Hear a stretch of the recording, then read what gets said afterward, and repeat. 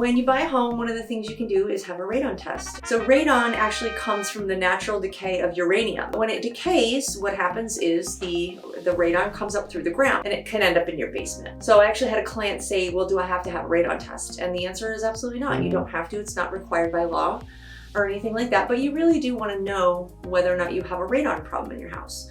So basically, in New York State anyway, I think it might even be the EPA, suggests that you keep your radon levels at below 4, okay?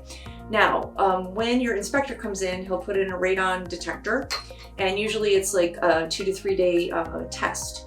So what happens is sometimes there's charcoal canisters, sometimes they have this really cool, like, it actually looks like a Ghostbusters trap, and it measures the radon in your basement for 2 or 3 days. Somebody will come pick it up, they close it up, and then they have the results tested. So if it comes back at 3.5, that doesn't necessarily mean that it's not above 4. It just means the average for those 2 or 3 days is like 3.5. So there's a lot of different things you can do. You can get a radon mitigation system put in.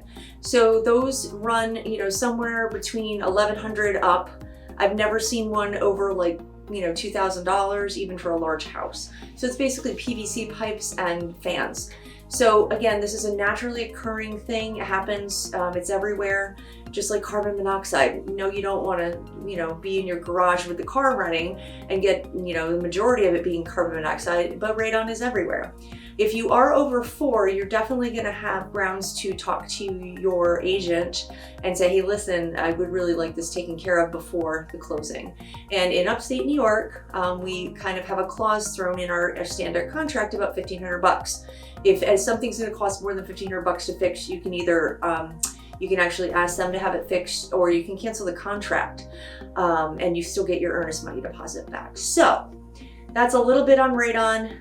It's a naturally occurring substance. It can cause cancer if the levels are too high and you're breathing it all the time. So like, let's say you had to have one of your children's bedrooms in the basement and your levels were way above 4, but you didn't know it.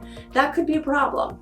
But we really would encourage you to have the radon tested and talk to a mitigation system person before you make any decisions about whether or not it's going to be something you're going to back out of the deal for. Because if it's 1, if it's 0.5, it's like everything else. There's a lot of it around, but you want to be cautious, especially if somebody's going to be living in the basement. All right, so again, this is dperlee. You can reach out to me and ask any questions on social media, and subscribe for more real estate tips and tricks.